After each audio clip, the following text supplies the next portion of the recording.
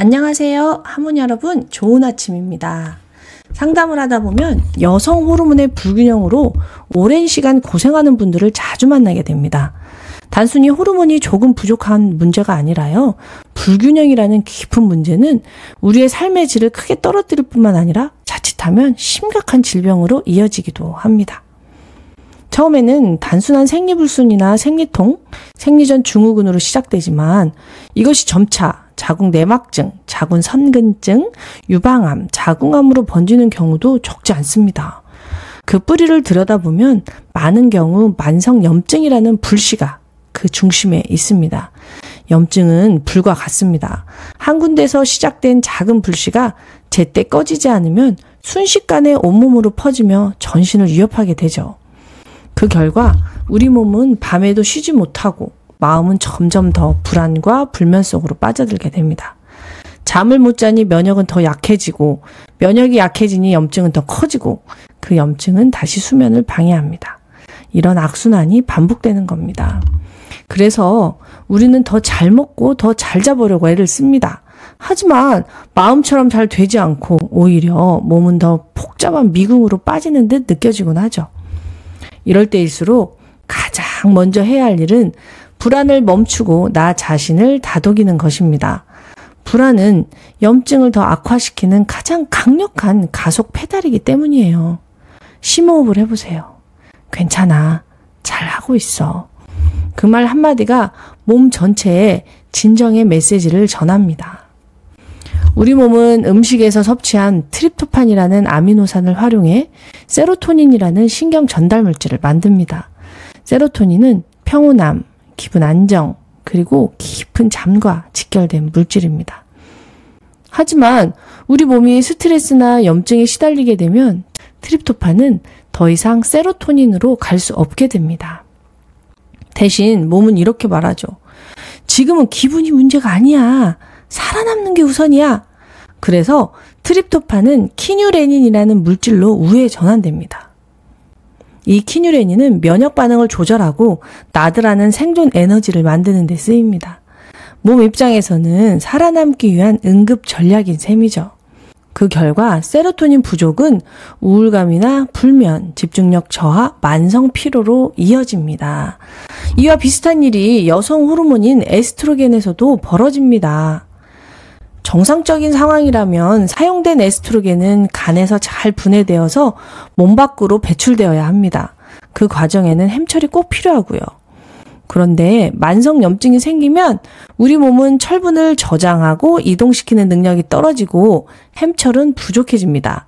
이때 에스트로겐은 제대로 분해되지 못하고 몸 안에 남은 채 퀴논이라는 독성 대사물질로 바뀌게 됩니다.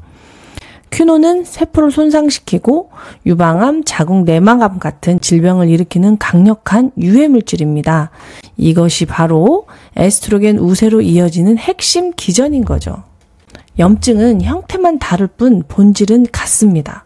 트립토판이 키뉴레닌으로 바뀌는 것, 에스트로겐이 퀴논으로 바뀌는 것, 이 둘은 닮아 있습니다.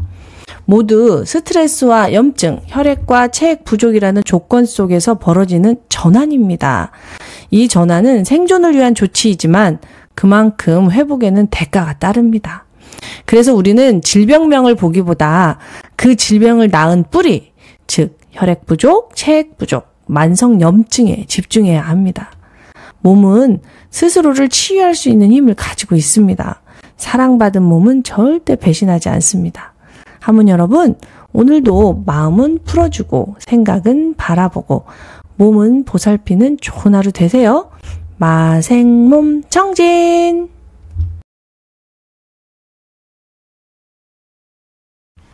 안녕하세요. 하모니 여러분, 좋은 아침입니다.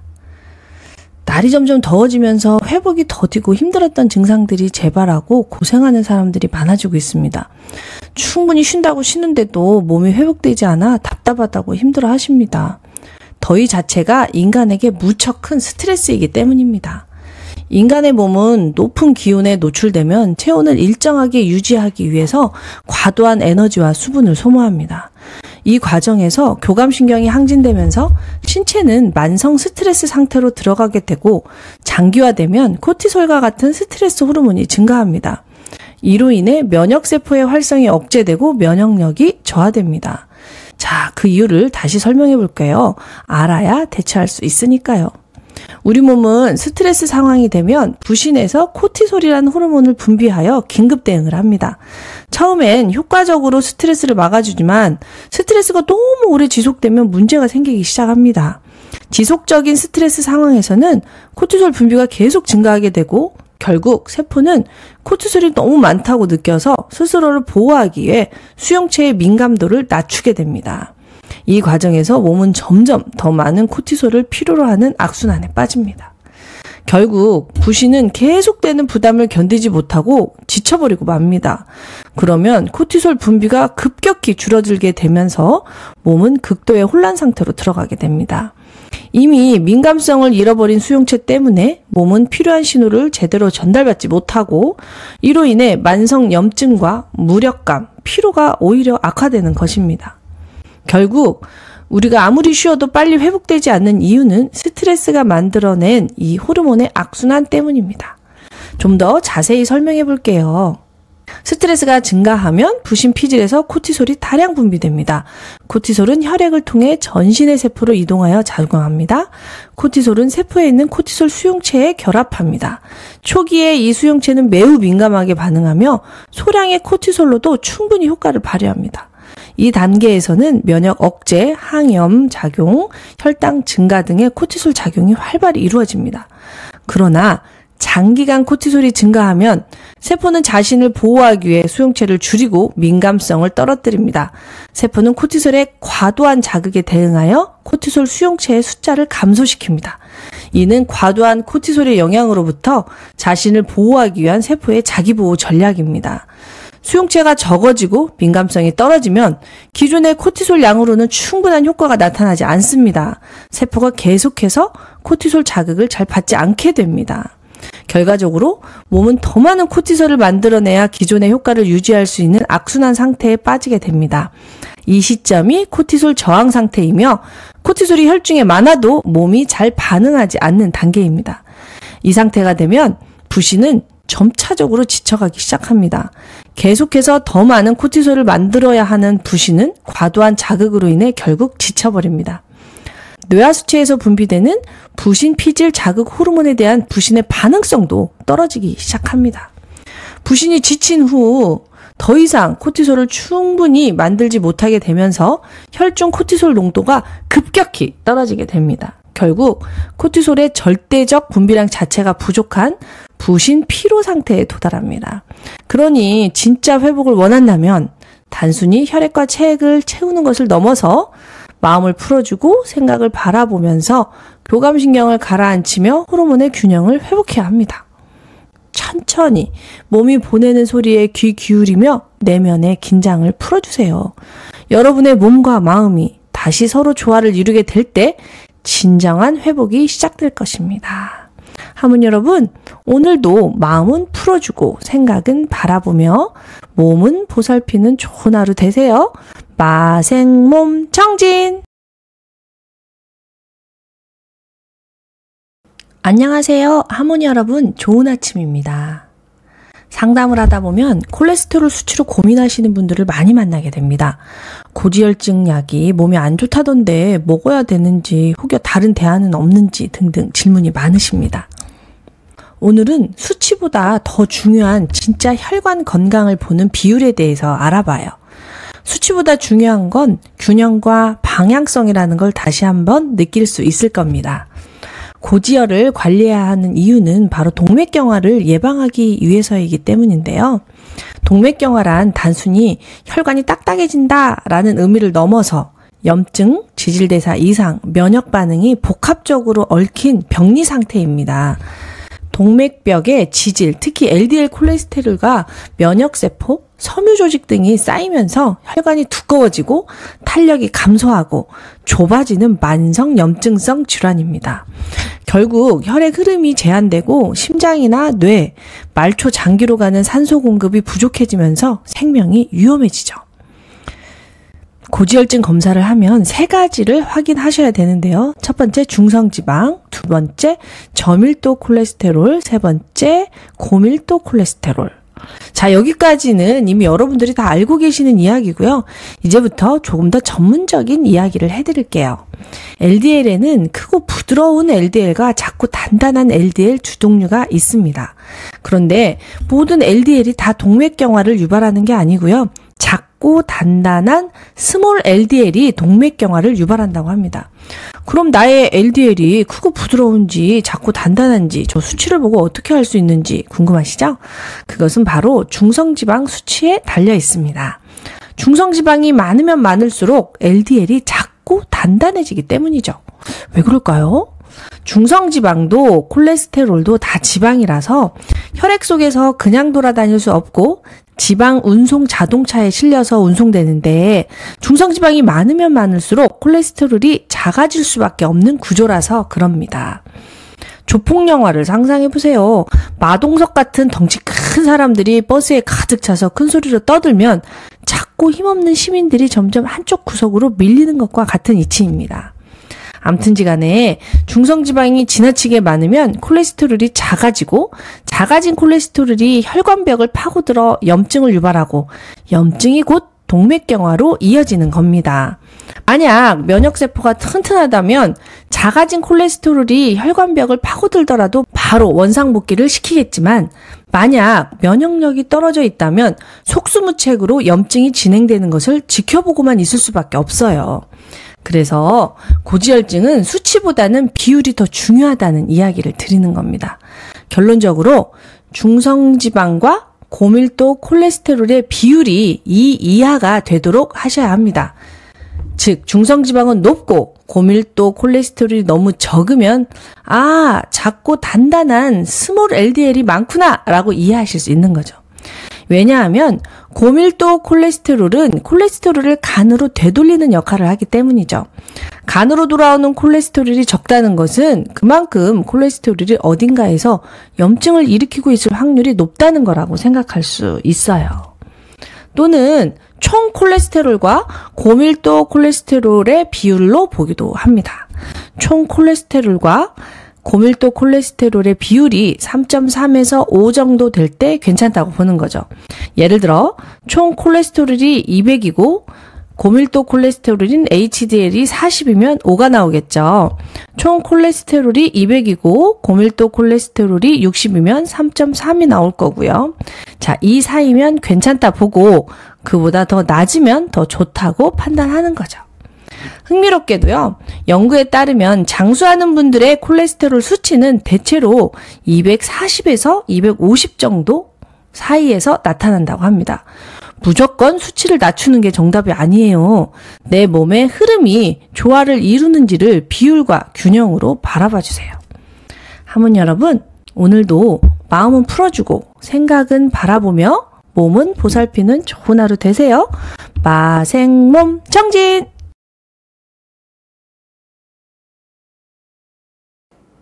안녕하세요. 하모니 여러분, 좋은 아침입니다. 상담을 하다 보면 만성염증으로 고생하는 사람들을 많이 만납니다. 이제는 좀 살만한데 아이들도 자립했고 배우자도 속 안 썩이고 나도 이제 매일 쉬는 게 일인데도 왜 이렇게 아픈 곳만 늘어나는지 알 수가 없다고 하소연합니다. 염증을 이해하려면 코티솔이라는 호르몬을 이해하셔야 합니다. 코티솔이라는 호르몬이 많을 때와 고갈되었을 때 우리의 면역세포는 완전히 다른 행동 양상을 보입니다. 그걸 이해하셔야 비로소 몸과 소통하고 몸을 좀 더 잘 보살필 수 있습니다. 우리가 젊어서 혈액도 많고 체액도 많을 때는 코티솔도 잘 만들어집니다. 그래서 우리가 스트레스를 받으면 코티솔이 치솟게 됩니다. 그렇게 코티솔이 많이 나올 때 면역세포는 조용해집니다. 면역이 억제되는 상태인 거죠. 면역세포가 약해져 있어 초기에 염증 반응이 일어나지 않아서 낡고 병든 세포 또는 돌연변이 세포를 제거하기가 쉽지 않습니다. 이때는 증상이나 통증을 잘 느끼지 못하고 문제가 조용히 몸속에서 커집니다. 낡고 병든 세포, 돌연변이 세포는 초기 감시를 피한 채 조용히 생존하며 세력을 키웁니다. 그러나 스트레스가 지속되어 만성적으로 코티솔이 소모되게 되면 장기적으로 부신이 지치게 되어 결과적으로 코티솔이 분비되지 못하는 고갈 상태에 이릅니다. 이 상태가 부신 피로, 만성 피로 단계입니다. 코티솔이 고갈된 상태에서는 더 이상 면역 반응을 억제할 힘이 없어지게 됩니다. 이 단계가 바로 코티솔이 억눌러 놓았던 면역세포들이 일제히 들고 일어나는 시기입니다. 코티솔이 고갈되면 그동안 억눌렸던 염증 신호들이 일제히 활성화됩니다. 면역세포의 수는 적고 기능은 떨어져 있지만 염증 신호를 과도하게 보내는 사이토카인, 인터루킨 1, 인터루킨 6, TNF-알파 등이 과잉 활성화됩니다.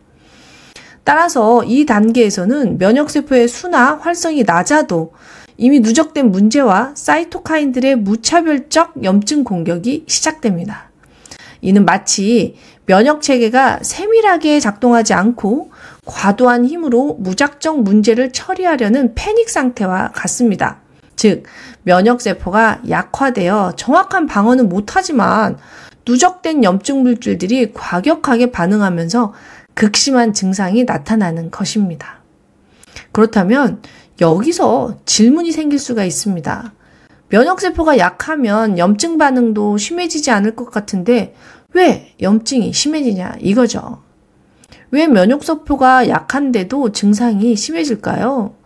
면역력이 약하면 세포 수나 활성은 약하지만 염증성 신호인 사이토카인 자체는 엄청난 파괴력을 가질 수 있기 때문입니다. 쉽게 비유하자면 건강하고 튼튼한 면역세포는 마치 경험이 많은 특수부대와 같아서 염증 반응이 정밀 타격식으로 정확하고 빠르기에 속전속결로 문제를 해결합니다.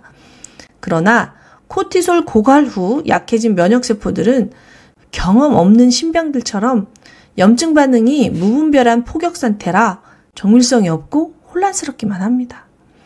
결국 신병들은 정확한 표적은 잡지 못하고 주변 조직만 무차별적으로 손상시킵니다.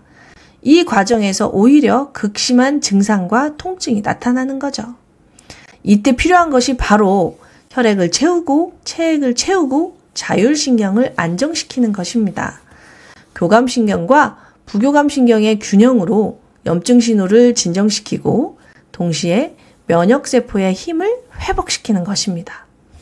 그러려면 부신에서 코티솔이 다시 솟아나게 혈액과 체액을 채워야 합니다.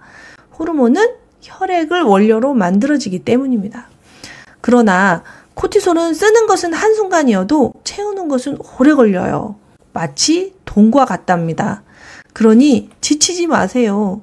포기하지 마세요. 몸을 기다려주세요.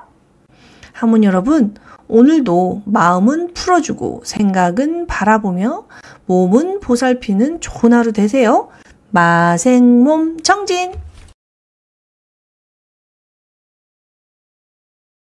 안녕하세요. 하모니 여러분, 좋은 아침입니다. 상담을 하다 보면 내 몸이지만 도대체 왜 이러는지 알 수가 없다고 호소하는 분들을 많이 만납니다. 어제까지 아무렇지도 않게 먹었던 음식을 오늘은 몸에서 거부하고 어제까지 잘 들었던 약이 오늘은 듣지를 않는 등 예측이 불가능해서 음식 하나 영양제 하나 뭐든 먹는 게 너무 무섭다는 사람들을 많이 만납니다. 도대체 왜 그러는 걸까요? 오늘은 세포가 스스로를 살리고 보호하기 위해 선택한 생존 방식, 바로 수용체 탈감작과 수용체 민감화에 대한 이야기를 해볼까 합니다. 우리 몸은 세포로 이루어져 있습니다. 우리가 살아있다고 말하는 것은 엄밀히 말하면 세포가 살아있다고 말하는 것이죠. 우리가 세상의 소리를 듣기 위해 귀를 열어놓는 것처럼 세포도 세상의 소리를 듣기 위해 귀를 열어놓습니다. 바로 수용체라는 귀죠. 세포는 우리가 먹는 음식, 우리가 소화한 감정, 우리의 심장 소리, 혈액의 상태 등을 통해 세상을 이해합니다. 즉, 호르몬, 신경 전달 물질, 염증 물질, 혈당, 감정의 파동 등을 수용체라는 귀를 통해 듣고 어떻게 생존할지 반응을 결정하는 거죠. 그런데 이 수용체라는 귀는 세상이 너무 시끄러우면 일부러 소리를 작게 만들어 스스로 무뎌집니다. 그게 바로 수용체 탈감작입니다. 중독이나 집착이 심해 도파민이 너무 과하게 나오면 도파민 수용체가 닫혀버리고, 스트레스가 너무 길어서 코티솔이 많이 나와도 코티솔 수용체는 닫혀서 반응을 멈춥니다. 이건요, 고장도 실패도 아닙니다. 세포가 살기 위해서 한 선택입니다. 그대로 계속 자극에 노출되면 세포가 무너져 버리기에 스스로 귀를 막고 반응을 멈추는 것, 즉 세포 스스로 자기 자신을 지키는 방식입니다. 반대로 너무 오랫동안 아무 소리도 들리지 않으면 세포는 귀를 더 키우기 시작합니다. 수용체의 수를 늘리고 신호에 더 민감해지고 작은 자극에도 크게 반응하죠. 그게 바로 수용체 민감화입니다. 몸이 살기 위해 아주 작은 신호 하나라도 놓치지 않으려는 몸집입니다. 마치 무인도에 고립된 사람이 살기 위해서 아주 작은 신호에도 온몸과 마음을 다해 살려달라고 외치는 장면이 떠오릅니다. 건강한 사람은 수용체의 탈감작과 민감화가 균형을 이룹니다. 너무 많으면 덜 듣고요. 너무 없으면 더 들으려고 애쓰면서 균형을 잡아가면서 살아나가죠. 그런데 이 균형이 오랫동안 깨진 채 지속되면 몸이 방향을 잃고 질병이 시작됩니다. 도파민 수용체가 탈감작되면 우울이 오고요.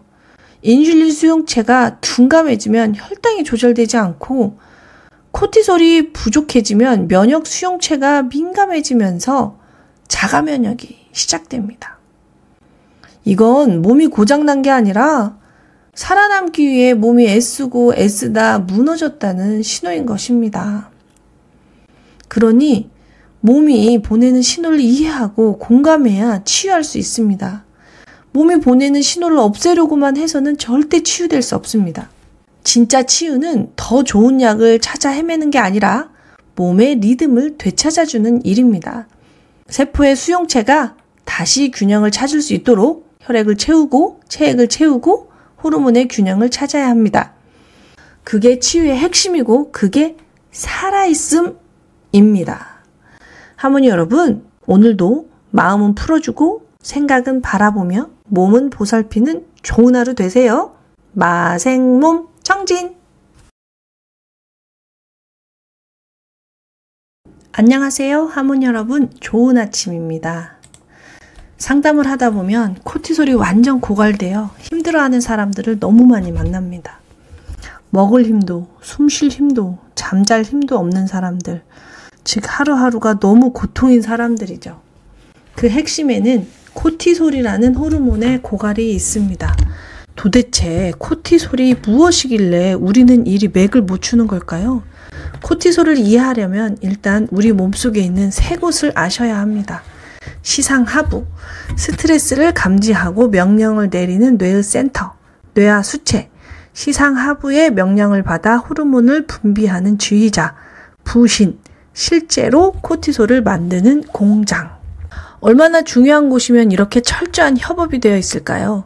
우리는 간, 심, 비, 폐, 신, 이 5장만 중요하게 생각하고 맨날 이런 장기만 건강검진을 하는데요.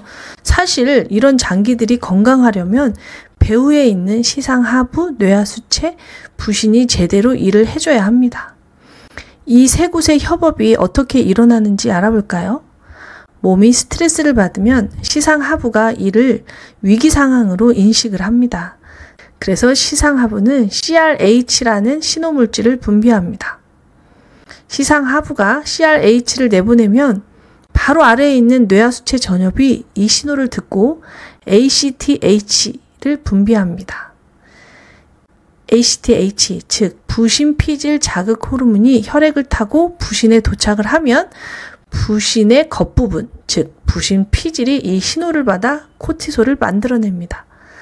코티솔은 곧바로 혈액을 타고 온몸으로 퍼집니다. 생성된 코티솔은 혈당 상승, 염증 억제, 면역 조절, 혈압 유지 같은 일들을 합니다. 즉, 몸을 스트레스 상황에 맞게 준비시키는 호르몬입니다. 코티솔이 충분히 만들어지면 시상하부와 뇌하수체에 다시 신호를 보내 생산을 멈추게 합니다. 이걸 음성 피드백이라고 해요. 그래야 지나친 코티솔의 생성을 막아 몸을 건강하게 지켜낼 수 있답니다. 그런데 어쩌다가 우리 몸은 코티솔이 고갈되어 버리는 걸까요? 코티솔 분비가 장기적으로 항진되다가 결국 고갈되는 과정은 세포의 코티솔 수용체의 민감도 변화로 이해할 수 있습니다. 스트레스가 증가하면 부신 피질에서 코티솔이 다량 분비됩니다. 코티솔은 혈액을 통해 전신의 세포로 이동하여 작용합니다. 코티솔은 세포 내 코티솔 수용체와 결합하여 핵 안으로 들어갑니다. 초기에 이 수용체는 매우 민감하게 반응하며 소량의 코티솔로도 충분히 효과를 발휘합니다. 이 단계에서는 면역 억제, 항염작용, 혈당 증가 등의 코티솔 작용이 활발히 이루어집니다. 그러나 장기간 코티솔이 증가하면 세포는 자신을 보호하기 위해 수용체를 줄이고 민감성을 떨어뜨립니다. 세포는 코티솔의 과도한 자극에 대응하여 코티솔 수용체의 숫자를 감소시킵니다. 이는 과도한 코티솔의 영향으로부터 자신을 보호하기 위한 세포의 자기보호 전략입니다. 수용체가 적어지고 민감성이 떨어지면 기존의 코티솔 양으로는 충분한 효과가 나타나지 않습니다. 세포가 계속해서 코티솔 자극을 잘 받지 않게 됩니다. 결과적으로 몸은 더 많은 코티솔을 만들어내야 기존의 효과를 유지할 수 있는 악순환 상태에 빠지게 됩니다. 이 시점이 코티솔 저항 상태이며 코티솔이 혈중에 많아도 몸이 잘 반응하지 않는 단계입니다. 이 상태가 계속되면 부신은 점차적으로 지쳐가기 시작합니다. 계속해서 더 많은 코티솔을 만들어야 하는 부신은 과도한 자극으로 인해 결국 지쳐버립니다. ACTH에 대한 부신의 반응성도 떨어지기 시작합니다. 부신이 지친 후 더 이상 코티솔을 충분히 만들어내지 못하게 되면서 코티솔 농도가 급격히 떨어지게 됩니다. 결국 코티솔의 절대적 분비량 자체가 부족한 부신 피로 상태에 도달합니다. 이 시점에서 매우 중요한 현상이 발생합니다. 혈중 코티솔 농도가 떨어졌지만 수용체는 이미 오랜 과자극으로 인해 민감성을 잃어버린 상태입니다. 따라서 코티솔이 정상 범위가 되더라도 세포는 코티솔 부족 상태로 인식하여 염증 반응을 억제하지 못합니다. 수용체 둔감화로 인해 몸은 이미 만성적 코티솔 부족 상태와 비슷한 환경에 처합니다. 이로 인해 전신의 염증성 사이토카인이 폭발적으로 활성화되고 그 결과 급격한 염증 반응이 나타나게 됩니다. 쉽게 말해서 처음엔 작은 소리에도 잘 듣던 귀가 큰 소리에 계속 노출되자 귀가 멀어버리고 나중에 소리가 작아져도 이미 귀는 멀어 잘 듣지 못하는 상황과 같습니다. 즉, 몸에서는 코티솔이 필요하다고 소리를 질러도 이미 세포는 듣지 못합니다. 결과적으로 몸 전체가 혼란에 빠지게 되는 것입니다. 이런 악순환을 끊기 위해서는 수용체의 민감성을 회복할 수 있도록 스트레스 관리, 자율신경 회복, 부신 기능 회복이 가장 중요합니다. 부신을 회복시켜 코티솔 분비가 다시 적절해지고 수용체의 민감도가 다시 올라가 정상적인 신호 전달이 이루어지도록 하는 것이 궁극적인 해결책입니다. 혈액을 채우고 체액을 채우고 자율신경의 균형을 찾아야 합니다. 결국은 마생몸 정진인 거죠. 하모니 여러분, 오늘도 마음은 풀어주고 생각은 바라보며 몸은 보살피는 좋은 하루 되세요. 마생몸 정진! 안녕하세요. 하모니 여러분, 좋은 아침입니다. 상담을 하다 보면 변비로 고생하는 사람들을 많이 만나는데요. 변비라고 하면 직관적으로 장을 떠올리면서 유산균이나 변비약 등 장에 관한 제품이나 장 운동에만 신경을 쓰시는데 그건 하나만 알고 둘은 모르는 이야기입니다. 누차 말씀드리지만 장과 간은 순환하고 있기 때문이죠. 그래서 변비의 고통에서 벗어나려면 반드시 담즙의 순환부터 풀어줘야 합니다. 담즙이 변비에 중요한 이유는요, 장의 연동운동과 수분대사에 영향을 미치기 때문입니다. 담즙은 간에서 생성되어 담낭에 저장되었다가 지방이 포함된 음식이 십이지장에 들어오면 분비됩니다. 담즙에는 담즙산, 콜레스테롤, 빌리루빈, 레시틴, 면역항체, 전해질과 수분 등등이 들어 있습니다. 담즙이 잘 나와야 장이 움직입니다. 말씀드렸듯이 담즙산은 장 점막을 자극하여 연동운동을 활성화하기 때문이죠. 특히 소장보다 대장 운동을 유도하여 배변이 순조롭게 하는데 중요한 역할을 합니다. 그러니 장이 움직이지 않는 이완성 변비에 특히 중요하겠죠. 또한 담즙산은요, 장 점막에서의 수분과 전해질 분비를 촉진합니다. 이로 인해서 변이 덜 딱딱해지고 부드럽게 되어 배변이 쉬워집니다. 특히 지속적인 수분 흡수로 인한 건조한 변을 예방할 수 있습니다. 그래서 담즙산이 잘 나오면 동글동글한 염소똥에서 해방될 수 있답니다. 뿐만 아니라 담즙이 잘 나와야 장 속에 나쁜 균들이 자라지 않아 유익균들이 잘 살 수 있습니다. 그래야 정해진 시간에 배변할 수 있는 배변 리듬이 생깁니다. 무엇보다도 중요한 건요, 담즙이 잘 나와야 기름기 있는 음식이 충분히 소화될 수 있다는 겁니다. 그러면 장 속에 유익한 지방산이 생기고 이들이 우리에게 에너지도 주고 장 점막을 자극하여 배변 반사도 유도합니다. 그렇다면 담즙이 많이 나오면 무조건 좋냐? 라고 질문하실 수 있습니다. 그러나 이제 다들 아시겠지만 많으면 무조건 좋은 것은 이 세상에 아무것도 없습니다. 왜냐하면 이 세상은 순환과 균형으로 돌아가기 때문입니다. 만약 담즙산이 지나치게 많이 나오거나 담즙산의 재흡수가 일어나지 않아서 담즙산이 많아지게 되면 담즙이 이번에는 너무 장을 자극하게 됩니다. 그래서 장의 염증 반응을 증폭시켜서 점막을 손상시키고 설사를 유발하게 됩니다. 그러므로 담즙의 양을 늘리는 것보다 더 중요한 것은 장과 간의 순환, 즉 장관 순환의 리듬을 찾아야 하는 것입니다. 건강한 사람은 담즙산이 회장 말단에서 재흡수되어 간으로 다시 넘어갑니다. 하지만 장간 순환의 균형이 깨지면 장에서 흡수되지 못한 담즙산이 대장으로 넘어갑니다. 어떤 사람들일까요? 소장 내 세균 과증식증으로 고생하는 사람들, 만성 장염으로 고생하는 사람들, 회장을 절제한 사람들이 있겠죠? 또는 스트레스나 염증으로 간에서 담즙을 과잉 생성하는 사람들도 있을 테고요. 담관이 막혀서 담즙이 제대로 흐르지 못하거나 오히려 담관이 열려서 시도 때도 없이 담즙이 흐르는 사람도 있을 테고요.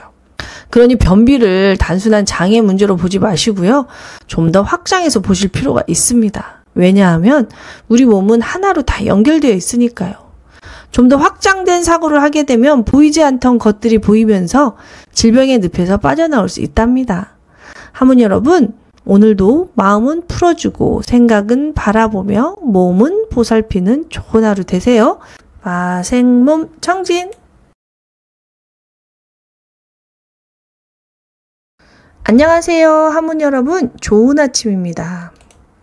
상담을 하다 보면 생리를 너무 오래 한다는 사람, 생리도 아닌데 중간에 출혈이 있다는 사람, 생리가 너무 불규칙하다는 사람, 생리통이 심하다는 사람 등을 많이 만납니다. 몸에서 일어나는 일은 다 이유가 있기에 이런 신호를 무시한 채 진통제나 피임약으로 증상만 완화한다면 나중에 더 큰 질병이 찾아올지도 모르니 미리미리 균형을 잡아야 한다고 생각합니다. 우리 몸은 순환과 균형의 원리로 돌아갑니다. 당연히 여성 호르몬도 균형입니다. 에스트로겐은 엑셀, 프로게스테론은 브레이크라고 생각하면 쉽습니다. 엑셀이 적당히 눌리고 브레이크가 제때 잡히면 부드럽고 안정된 주행이 가능합니다. 하지만 어느 순간 엑셀은 계속 밟히는데 브레이크가 점점 말을 듣지 않는 상황이 찾아옵니다. 이것이 바로 에스트로겐 우세와 프로게스테론 저항성입니다.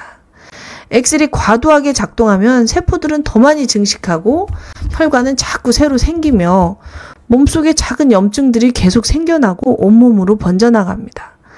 이 과정에서 자궁 내막은 지나치게 두꺼워지거나 제때 안정되지 못해 월경은 길어지고 양은 많아집니다. 프로게스테론이 부족하면 브레이크가 듣지를 않으니 작은 근육 속의 병변이나 복강 속의 내막 조직이 계속 자라나고 자리 잡습니다. 그 주변엔 신생혈관들이 자라나고 염증 물질이 자리에서 떠나지 못합니다. 그 결과 몸은 통증, 부종, 피로를 호소합니다. 자궁 선근증, 자궁 내막증, 자궁 근종, 자궁암 등 다양한 질환으로 진단받기도 합니다. 그리고 이런 불균형은 자궁만의 이야기가 아닙니다. 유방은 더 민감해지고 부풀어 오르며 두통과 감정 기복도 심해집니다. 피부는 부드럽던 결을 잃고 트러블이 늘어날 수 있습니다. 심지어 체내 염증이 전신 순환에 영향을 주어 관절, 소화, 면역 반응에도 파문을 일으킵니다. 이 상태에서 회복으로 가려면 브레이크를 다시 믿을 수 있도록 복구하고 과속하던 엑셀을 적정 속도로 조율해야 합니다. 프로게스테론의 신호를 회복시키고 에스트로겐의 과잉 신호를 부드럽게 가라앉히는 것이 그 시작입니다. 프로게스테론의 신호를 되찾으려면 코티솔을 가라앉혀야 합니다. 코티솔과 프로게스테론은 몸속에서 의자 싸움을 하고 있기에 코티솔이 많이 나오면 프로게스테론은 앉을 의자가 없습니다. 즉, 스트레스를 받으면 코티솔이 많이 나오고 코티솔이 많이 나오면 프로게스테론은 몸속에서 제대로 역할을 할 수가 없게 됩니다. 그렇게 되면 에스트로겐은 상대적으로 많아져서 에스트로겐 우세에 노출이 되는 거고요. 결과적으로 에스트로겐, 프로게스테론 모두 사실은 코티솔의 지배를 받는 겁니다. 스트레스가 이다지도 무서운 이유가 바로 이것입니다. 여성 호르몬의 균형은 결국 스트레스 관리, 코티솔에 달려 있는 겁니다. 몸은 늘 균형을 원합니다. 속도를 높일 수도 있고 줄일 수도 있어야 우리는 목적지까지 안전하고 편안하게 도착할 수 있습니다. 그리고 무엇보다도 중요한 것은 속도보다는 방향성입니다. 자신만의 속도로 방향성을 구축하여 나아가는 것, 그것이 바로 인생이라고 생각합니다. 하모니 여러분, 오늘도 마음은 풀어주고 생각은 바라보며 몸은 보살피는 좋은 하루 되세요. 마생몸 정진! 안녕하세요, 하모니 여러분. 좋은 아침입니다. 점점 암 환자가 많아지고 상담도 늘어나고 있습니다. 암이 발생하는 이유는 아주 많겠지만 공통적인 특징은 저산소증에 시달린다는 것입니다. 그래서 암의 치료를 위해서는 산소를 운반해주는 건강한 적혈구가 꼭 필요합니다. 그러나 암 환자는 거의 대부분 혈액 부족에 시달리고 있습니다. 암 환자에게서 혈액 부족이 생기는 이유는 무엇일까요? 일단 적혈구가 생성되려면 적혈구를 생성하는 공장인 뼈, 즉 골수가 건강해야 하고 적혈구를 생합성하는 데 필요한 다양한 원료, 예를 들어 철분, 비타민, 육구, 12, 감마, 리놀렌산 등이 있어야 하고 적혈구 생성을 촉진시키는 호르몬인 EPO가 있어야 하는데 이 암 환자는 이 모든 것이 부족하기 때문에 혈 부족에 시달릴 수밖에 없습니다. 거기에다가 만성질환, 즉 만성염증도 혈액 부족을 일으키는 중요한 이유라는 것도 아시면 좋습니다. 거기에 항암치료 자체가 골수 기능을 떨어뜨리고 영양분을 흡수하는 유장관 점막을 약하게 하고 EPO 호르몬을 생합성하는 신장의 세포를 위축하기 때문에 더 심해지겠죠. 그래서 암 환자의 빈혈증에 수혈이 많이 처방되는데 수혈의 부작용이 만만치 않습니다. 울렁거림, 구토, 열, 두드러기, 발진, 호흡곤란 등등이 보고됩니다. 그래서 암 환자는 수혈의 부작용 때문에 EPO 호르몬이나 고용량 철분 주사제가 처방되기도 합니다. 그렇다면 암 환자의 혈액 부족은 어떻게 대처해야 할까요? 암 환자에게 혈액 부족을 해결하는 것은 무척 중요함에도 불구하고 암 환자의 철분 복용이 암세포를 키울 수도 있기에 이러지도 못하고 저러지도 못하고 시간만 보내다가 오히려 수혈이나 철분제 주사로 고생하는 사람들을 많이 봤는데요. 암세포와 정상세포가 철 흡수 경쟁을 한다고 할 때 주로 말하는 건 무기철, 즉 BM철입니다. 체내에서 철은 대부분 트랜스페린에 결합된 무기철 형태로 운반됩니다. 철 흡수 경쟁은 소장에서 일어나는 식이철 흡수 경쟁보다 혈액과 세포 간 철 운반 단계, 즉 트랜스페린이 더 중요합니다. 암세포는 정상세포보다 트랜스페린 수용체 발현이 훨씬 높아서 트랜스페린에 결합된 무기철을 더 적극적으로 끌어다 씁니다. 햄철은 분해되어야 철로 전환됩니다. 암세포도 햄철을 분해할 수 있지만 종양 환경에서 철 흡수 경쟁의 핵심은 트랜스페린 경로이므로 무기철 경쟁이 주축입니다. 즉 체내 유통철, 대부분이 무기철이죠. 체내 유통철이 암세포 쪽으로 우선 공급되면 정상세포는 상대적으로 철이 부족해질 수 있습니다. 그러니 암 환자의 혈액 부족을 방치하지 마세요. 만성염증을 적극적으로 개선하고 영양소의 불균형을 잡아주면서 순도 높은 햄철로 혈액을 채워주세요.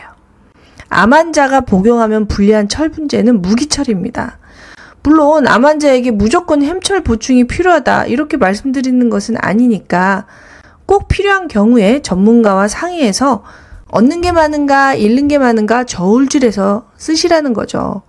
혈액 부족을 방치했다가 나중에 수혈이나 호르몬, 철분제 주사 등으로 고생하시는 분들을 너무 많이 봐서 드리는 말씀이랍니다. 불안할 때는 공부를 하는 게 좋습니다. 우리의 불안은 대부분 알지 못함에서 옵니다. 물론 인류는 아직도 모르는 게 너무 많아서 여전히 좌충우돌하면서 진화하고 있지만 그래도 아는 만큼 나아갈 수 있습니다. 하문 여러분, 오늘도 마음은 풀어주고 생각은 바라보며 몸은 보살피는 좋은 하루 되세요. 마생몸 청진! 안녕하세요. 하문 여러분, 좋은 아침입니다. 상담을 하다 보면 겨드랑이가 까매졌다, 사타구니가 까매졌다, 목 뒤가 까매졌다 라고 하소연하는 사람들을 종종 만납니다. 몸에서 일어나는 일은 다 이유가 있다고 하는데 이것은 또 무슨 신호일까요?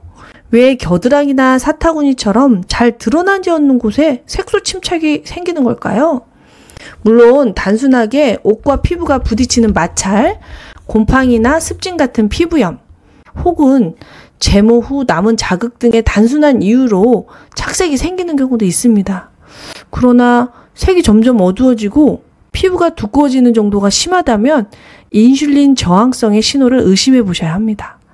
인슐린 저항성을 방치하면 나중에 당뇨가 될 확률이 높기 때문입니다. 인슐린 저항성이란 인슐린의 신호를 세포가 거부하는 현상입니다. 결국 포도당이 세포 안으로 잘 들어가지 못하고 혈당은 높아지며 췌장은 토 많은 인슐린을 분비하게 됩니다. 그 결과 혈액 안에 인슐린이 많아지는 고인슐린 혈증이 나타나게 됩니다. 혈액 안에 인슐린이 많아지면 피부세포가 과도하게 자극을 받게 됩니다. 피부세포가 과도하게 자극을 받게 되면 흑색 가시세포증이 나타납니다. 그 결과 사타구니, 겨드랑이, 목 뒤가 검고 두꺼워지게 됩니다. 고인슐린 혈증이 발생하면 인슐린이 IGF-1 수용체를 자극하여 각질세포와 진피섬유화세포를 증식시킵니다. 결과적으로 피부가 두꺼워지고 색소 침착이 일어납니다. 그러면서 당뇨, 비만, 다낭성 난소 증후군 등 각종 대사 증후군에 노출됩니다. 피부세포는 정상 상황에서는 분화, 각질층 형성, 탈락이라는 주기를 밟습니다. 이 과정은 에너지 공급이 정상적이면 잘 돌아갑니다. 그러나 고인슐린 상태는 피부에게 잘못된 신호를 줍니다. 정상적인 분화 과정이 억제되면서 탈락은 줄고 증식은 늘어나서 피부가 두꺼워지고 거칠어지는 흑색 가시세포증이 생기고 동시에 멜라닌 세포도 자극을 받아 착색이 심화되는 것입니다. 건강한 도시는 건물이 지어지고 낡으면 헐고 새로 짓는 순환이 잘 됩니다. 그런데 고인슐린 상태는 재개발을 멈추고 그냥 건물만 계속 증축해 쌓는 상황에 가깝습니다. 원래대로라면 헐리고 새 건물이 들어서야 하지만 에너지와 성장 신호가 과잉이니 헐지 않고 계속 쌓여만 가는 도시를 연상하면 쉽습니다. 게다가 겨드랑이와 사타구니는 큰 림프절이 모여있는 곳입니다. 림프 흐름이 막히면 노폐물과 염증이 쌓이고 피부는 만성 자극을 받아 더 착색됩니다. 이는 마치 하천이 막혀 더러운 물이 고이듯 몸속 순환의 흐름이 무너진 모습입니다. 게다가 비장은 가장 큰 림프절입니다. 비장은 낡은 적혈구를 처리하는 장기입니다. 비장 기능이 약하면 기능을 다한 적혈구를 제대로 처리하지 못해서 적혈구 찌꺼기가 혈중에 남아 산화 스트레스를 일으킵니다. 이 산화 스트레스로 멜라닌 세포가 활성화되어 착색이 증가되기도 합니다. 이런 여러 과정들이 반복되고 누적되면서 피부는 더욱 쉽게 착색되고 두꺼워집니다. 피부는 우리 몸의 가장 바깥 장기이지만 내부의 불균형을 드러내는 창이기도 합니다. 사타구니, 겨드랑이 착색을 단순하게 보지 마시고 몸이 보내는 신호로 알아차리세요. 혈당 조절, 림프 순환, 혈액 대사를 점검하라! 라는 몸의 신호일 수 있습니다. 단순히 미백제를 바르거나 피부과 시술을 받는 것보다 인슐린 저항성, 림프의 흐름, 비장 기능을 함께 살펴야 하는 이유입니다. 몸은 정직합니다. 몸은 끊임없이 우리를 살리기 위해 신호를 보내고 최선을 다하고 있습니다. 우리가 해야 할 것은 몸에 대한 원망이 아니라 감사입니다. 하모니 여러분, 오늘도 마음은 풀어주고 생각은 바라보며 몸은 보살피는 좋은 하루 되세요. 마생몸 청진!